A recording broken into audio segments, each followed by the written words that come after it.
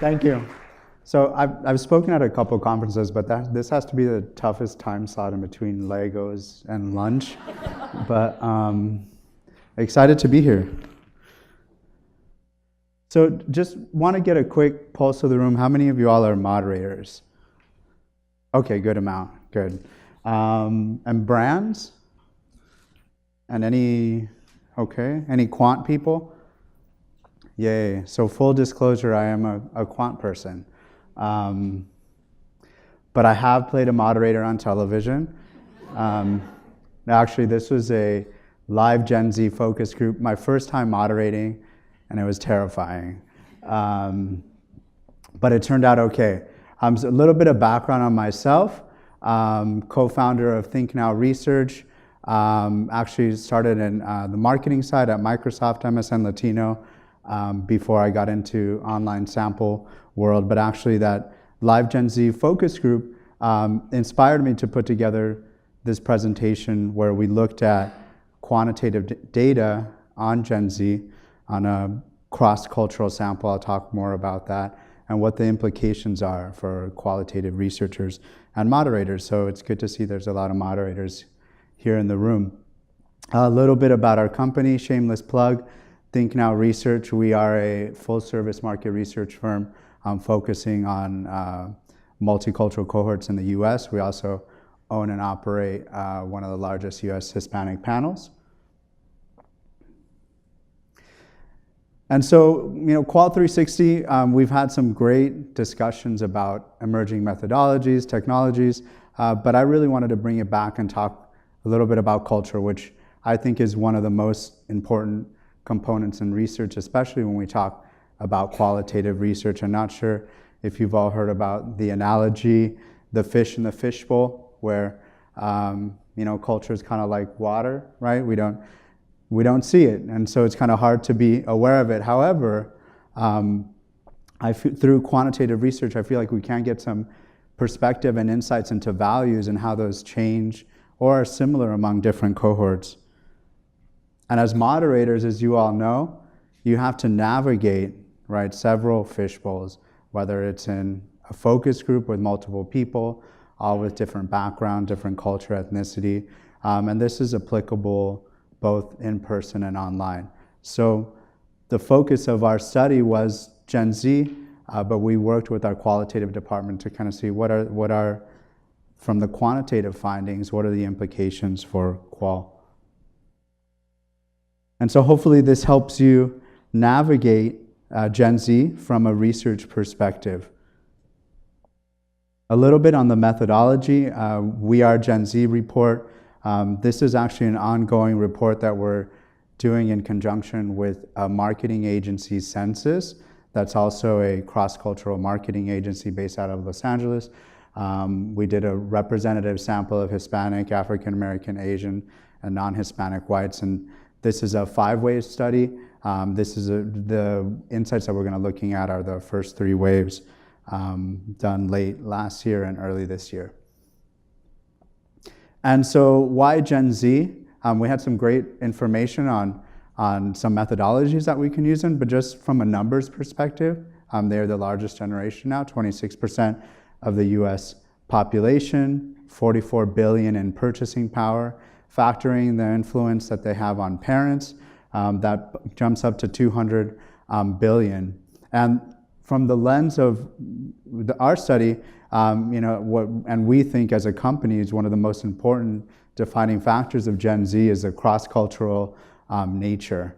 And if we look specifically at cross-cultural Gen Z, you see that their spending power alone is 25 billion and 114 billion when you influence parent power. And I'll talk a little bit about how we're defining cross-cultural. Interesting thing to point out about Gen Z is that we're at a historical tipping point. So if we look at how the census defines minority populations, how are they asking it right now, Gen Z will be the last non-Hispanic white majority generation, but now the census is playing around with how they're going to ask ethnicity, and so depending on how they go, it actually may be a minority majority generation. So African American, Hispanic, and Asians actually outnumbering non-Hispanic whites. And if we look at how there's actually some experimenting going on in terms of being able to choose multiple ethnicities, it can jump, cross-cultural population can jump from 5 to 10%. So I think there's some big implications there, not only for researchers, but I just think brands and companies in general. And so again, the point of this study to help us all navigate kind of what the implications are from a cross-cultural perspective. And so before we get into the differences about Gen Z and the different cohorts within Gen Z, I'd like to talk a little bit about what stayed the same in terms of, and I'm going to be referencing, we also did a millennial project, so I'm going to be referencing some of that data as well. That's from last year. So like previous generations, kids want what they can't have. And that seems to be sticking around with Gen Z, but it's not cookies anymore. We asked about Uber and Lyft. So if we look at the left, statements that each of the cohorts, Hispanic, Asian, African American, white, agree that taking a car service like Uber or Lyft is cool.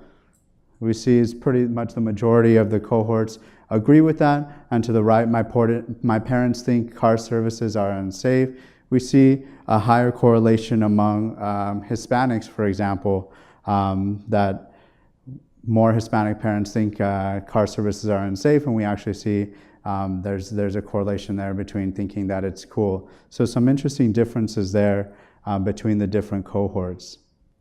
And one of the things that we explored, and I only have one slide on this, but we have more data in the larger study, is about this kind of evolving, changing idea about gender and gender norms. And we do see some definitely evolution there in terms of general kind of views on genders changing, but we do see that there still are some traditional gender tropes that are persisting among Gen Z. This one we looked at particular male gender identification with saving and wanting to buy a car is still pretty high, and we see this is particularly high among Hispanic, whites and African Americans, not as much among Asian. So even though traditional kind of gender tropes and norms are evolving, when things like purchasing a car, we still see there's still a strong correlation there to be a more kind of male-dominated thing.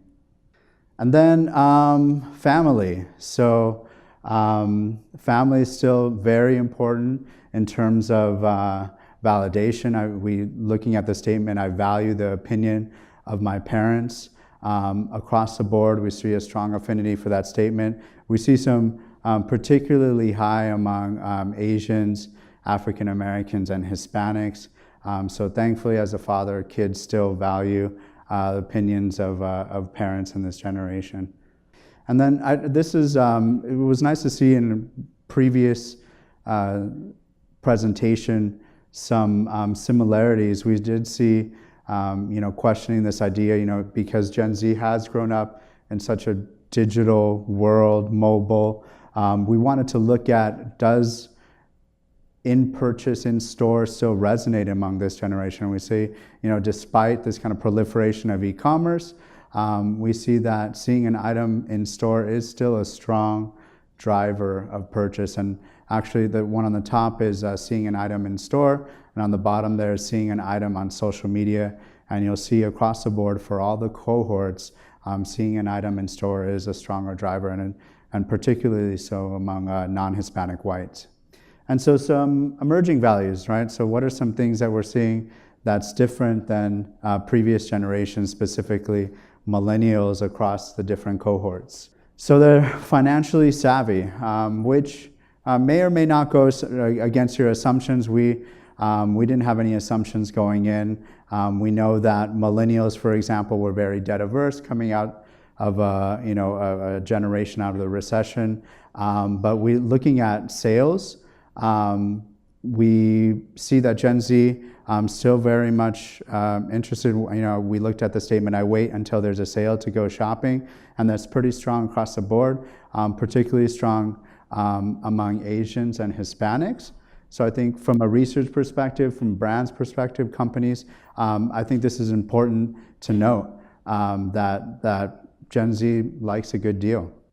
This one here, likewise we see Gen Zs not necessarily impulsive, but they will save up money to buy an expensive item. And I think the differences here among the cohorts are particularly strong among Hispanics. 74% of Hispanics agreeing that they will save up money to buy an expensive item. And this is a pretty big difference that we saw in relation to millennials. I don't have the data here, but we saw millennials not necessarily saving up to buy expensive items. And to me, I think this is one of the most important slides, and one of the biggest changes that we've seen about Gen Z is this dynamic and this interplay between being proud of their cultural heritage, but also having a strong affinity to learning about other cultures. And I'm going to talk about the research implications at the end here.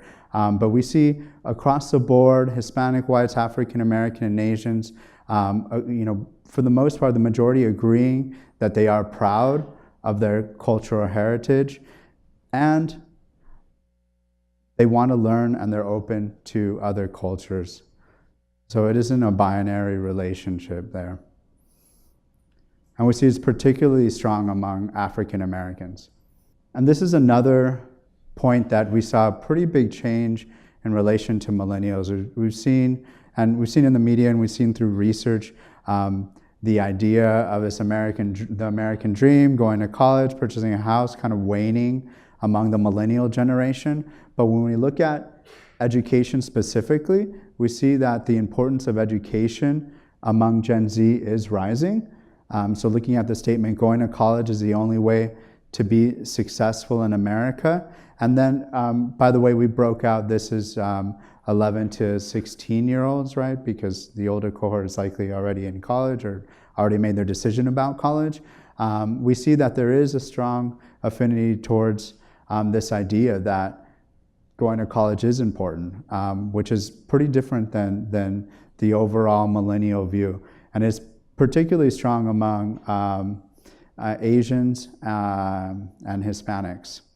And one thing that we've kind of see emerging as well is this idea of entrepreneurship, and there's an interesting interplay there, right? We kind of think of entrepreneurship and education as maybe different things, but Gen Z still feels that education is important, but also are entrepreneurial. So they if we look at the bottom, I think I could own my own business.